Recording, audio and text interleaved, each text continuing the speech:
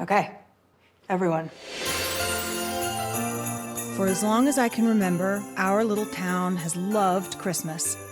And nothing is more important than our annual Christmas pageant. The pageant is sacred. Special mention to Grace for volunteering to direct the pageant. But this year, the Herdmans changed everything. Now. The Herdmans are absolutely the worst kids in the history of the world. Hey! Give it up, Charlie! You ready for this? I'm gonna be in your Bible play. This is gonna be a real disaster. That's the spirit. Would anyone like to volunteer for Mary and Joseph? Who's Mary? Baby Jesus' mom? Elmer, you usually like playing Joseph. Suppose that's that then. The Herdmans shouldn't be here.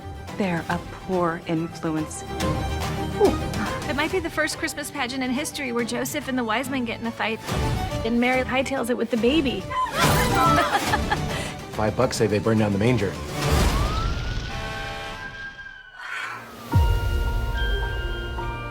This year, we get to be someone else, live a different life, become someone new. Why are they still here? Jesus was born for the Herdmans as much as he was for us. We'll be missing the whole point now if we turn them away. I'm not quite sure what's gonna happen. Maybe that's not a bad thing. Because Mary and Joseph weren't so sure either. She's crying. Mary's crying. It's going to be the best Christmas pageant ever.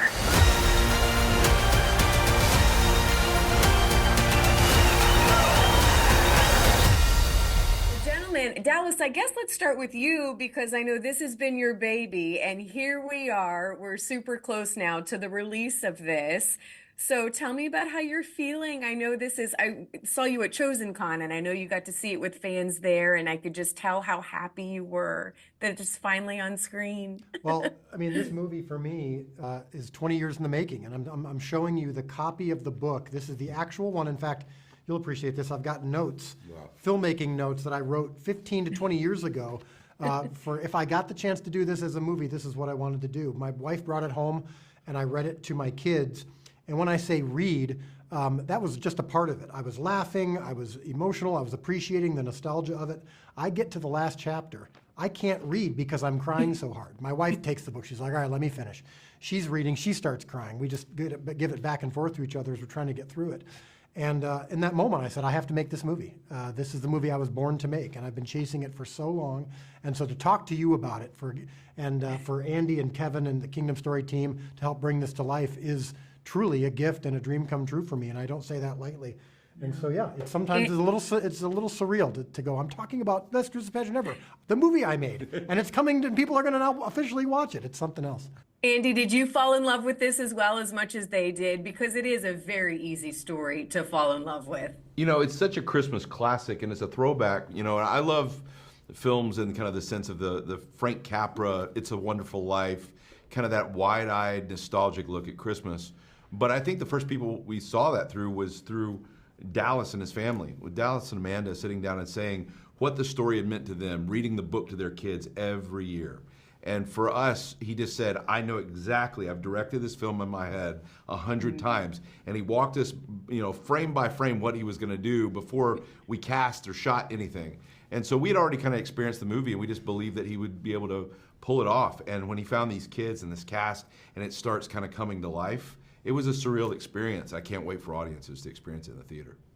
Me too. And Dallas, I first noticed when I was watching it, it's so different. I think from a directing perspective, it's fast paced. There's a little bit of slapstick comedy. It's so different than what you're, been working on for several years now with The Chosen. That must have been fun. Still seeing some of our favorite cast members from The Chosen too, though. Yeah. But just getting a lighthearted kind of break from the heaviness, still the importance. Yeah. But the heaviness maybe lifted a little bit. Yeah, stylistically, it's very, very different from The Chosen, and audiences will pick up on that quickly. And so that exercised a new muscle for me. But I will say this, there is a very strong correlation between The Chosen and Best Christmas Pageant Ever, not just in the fact that 3 of the actors are in it and they do a great job, but telling the greatest story ever told through a different perspective. Not changing the story, but revealing the truth of it more than what we've maybe taken for granted in the past, I think is, well, not I think, I know, is the very strong connection between both The Chosen and Best Christmas Pageant Ever. So you'll see a stylistic difference, but you're gonna come away with the same thing, which is, I'm seeing this story in many ways for the first time, maybe in a way I haven't considered, but I appreciate it even more now, and that's what we've been hearing over and over.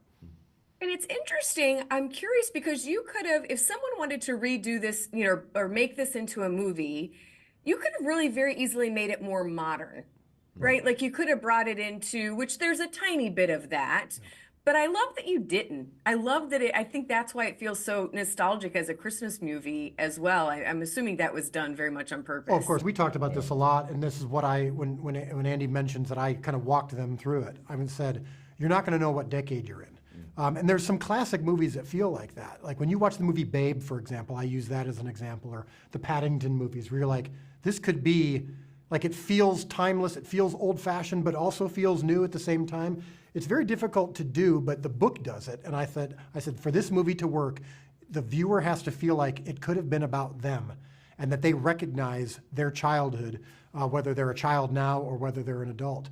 And we were just obsessed with it from day one. All the departments understood it, the cast and crew understood it, and so when everyone's making the same movie and they're following the same vision, and that we stand on Barbara Robinson's shoulders, the author of the book, it can really be beautiful, and I think that's what people are responding to. Yeah, I think it's just like, you know, I love like old Norman Rockwell kind of, you know, nostalgic paintings, and you look at it and it's the idealized version of what childhood sees a moment. And those moments don't have a date attached to it. It's a memory, it's a feeling. And I think that was kind of the vision that Dallas pitched up front that sold us. And he's like, we're gonna enter into that kind of hyper stylized but kind of nostalgic world, and we're like, we're in. And I think you see it from everything from the poster to the final print of the film. It shows up on the screen. Well, people need to bring their tissues both to laugh and to cry, and all ages too, because I think there's lessons for both the kids that watch and the adults that watch as well. So gentlemen, job well done. I can't wait for people to see this, and happy early Christmas. I'm so excited we have another classic to add to our list every year. Oh, that means a lot. Thanks so much. Merry Christmas. Shazam! Today we're going to ignore everything except blood. Oh, what? Come on! Now that's a pageant I'd actually like to see.